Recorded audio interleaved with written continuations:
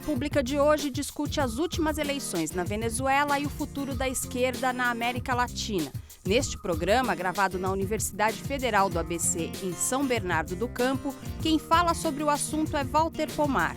Historiador e doutor em História Econômica pela USP, Walter é professor de Relações Internacionais da UFABC. A oposição venezuelana, liderada pela Mesa da Unidade Democrática, venceu em dezembro de 2015 as eleições legislativas do país. Com o resultado, pela primeira vez desde 1998, os chavistas terão que governar sem maioria no Congresso. O projeto bolivariano de Hugo Chávez e de seu sucessor Nicolás Maduro é um dos modelos de mudanças progressistas com democracia na América Latina. Esse modelo vem sendo defendido e discutido pelo Foro de São Paulo, organização de partidos de esquerda latino-americana. O que levou à derrota eleitoral da esquerda na Venezuela? E qual o futuro da esquerda na região? Afinal, a derrota do chavismo na Venezuela significa o fim do Foro de São Paulo? Vale a pena olhar um pouco a história recente. A história desde os anos 60 até hoje mostra o quê? Mostra um período de golpes militares e depois de governos neoliberais aqui na América Latina. A partir de 1998, aqueles partidos que se opuseram aos governos militares e que se opuseram ao neoliberalismo começam a ganhar eleições. Se abre um ciclo de mais ou menos 10 anos, no qual, em vários países da região, a gente passa a ter governos progressistas e de esquerda. O auge disso foi 2005, quando uma aliança entre os governos da Venezuela, do Brasil e da Argentina detiveram a implantação da chamada Área de Livre Comércio das Américas. Só que, a partir de 2008, essa ofensiva dos partidos de esquerda, dos partidos progressistas, se detém e começa um movimento contrário, um movimento de regresso daquelas forças políticas que haviam sido derrotadas no momento anterior. De início, esse regresso atingiu os elos mais fracos da corrente, Honduras, Paraguai. No momento próximo de nós, nessa fase mais recente, os países que estão sendo atingidos por essa contraofensiva conservadora são exatamente os principais. A Argentina, na qual a direita ganhou as eleições e elegeu o presidente Macri, a Venezuela, onde a direita conseguiu uma maioria parlamentar que permite a ela destituir ministros e destituir o vice-presidente da República, e a situação no Brasil, onde também ocorre uma contraofensiva. E se nesses três países nós passarmos a ter governos conservadores, vai ser uma inversão completa em relação a 2005. Em 2005, nós tivemos no Brasil, na Argentina e na Venezuela, governos contra a ALCA. Então, de fato, é um quadro muito complicado. Quais as razões disso? Tem a ver, em primeiro lugar, com a crise internacional, que a partir de 2008 se abate fortemente na região. Tem a ver com a chegada ao governo dos Estados Unidos do presidente Obama, que recicla a política internacional dos Estados Unidos, e tem a ver com as contradições, com os problemas, com os limites dos próprios governos progressistas e de esquerda aqui da América Latina e do Caribe. E essas contradições, esses limites, esses problemas, estão exatamente na articulação entre política e economia. Nós temos, em alguns casos, governos que mudaram muito pouco a política e outros que mudaram muito pouco a economia, o que faz com que, seja por um motivo, seja por outro, os governos progressistas existentes nesses países comecem a viver uma certa fadiga de material. Qual é o fator principal? O fator principal é a economia. Se nós observarmos, de novo, Argentina, Brasil e Venezuela, nós vamos ver que, nesses três casos, não houve uma alteração estrutural na economia.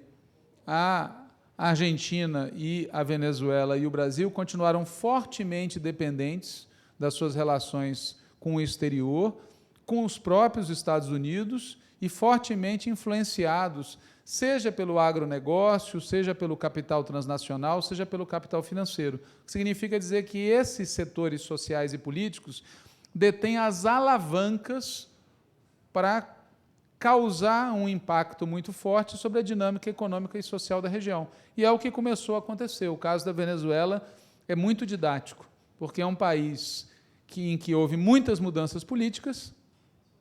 Entretanto, é um país que, desde 98 até hoje, continua estruturalmente dependente do comércio do petróleo. Qual que é o futuro que a gente pode projetar a partir disso? Depende muito do que vai ser a atitude das classes dominantes da região e de qual vai ser a reação dos setores populares.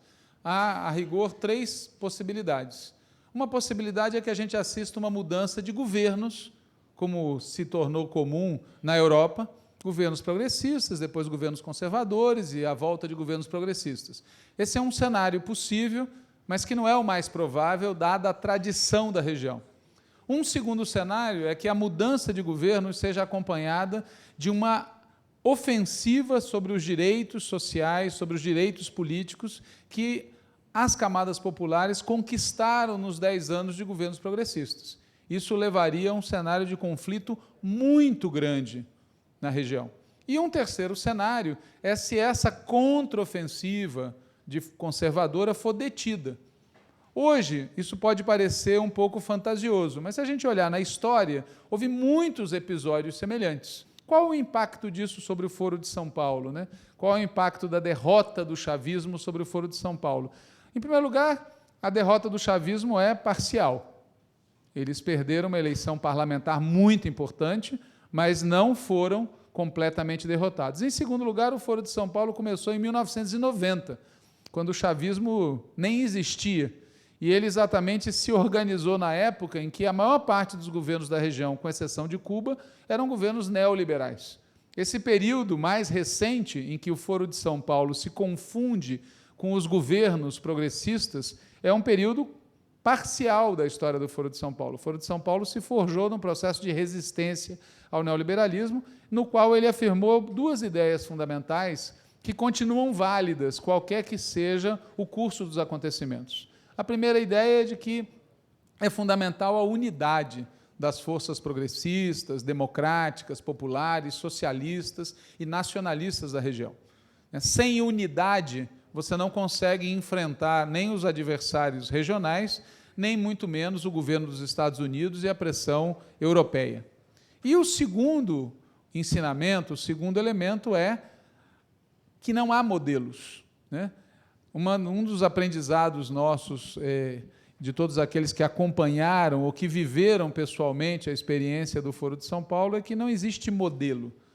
Não existe um caminho único que sirva para todos os países da região. Sempre houve um debate muito grande, mesmo a experiência chavista era muito comemorada no sentido dos seus efeitos sociais, mas nunca foi uma unanimidade do ponto de vista da sua dinâmica política, assim como também a experiência brasileira, a experiência argentina, a experiência de todos os países da região, faziam parte de um processo comum de unidade regional, mas não eram encarados pelos integrantes do Foro de São Paulo como sendo o modelo a ser seguido. É óbvio que uma derrota na Venezuela, no Brasil e na Argentina vai impactar muito fortemente toda a esquerda mundial e toda a esquerda latino-americana, vai impactar fortemente o Foro de São Paulo, mas não vai tirar do Foro de São Paulo a sua razão de ser, que é a unidade e a integração regional e a construção de um novo modelo de desenvolvimento, nem vai tampouco significar o fim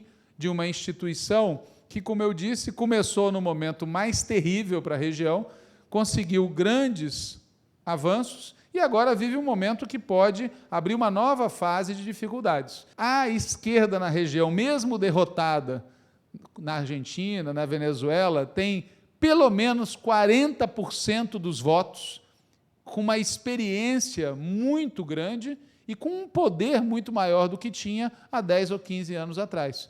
Portanto, é um cenário muito diferente daquele em que, mesmo que ocorram novas derrotas, isso não significará uma destruição, significará um quadro novo que vai ter que ser enfrentado pela esquerda regional. Será ou não enfrentado, isso é a vida e a história e as classes sociais em luta que vão responder.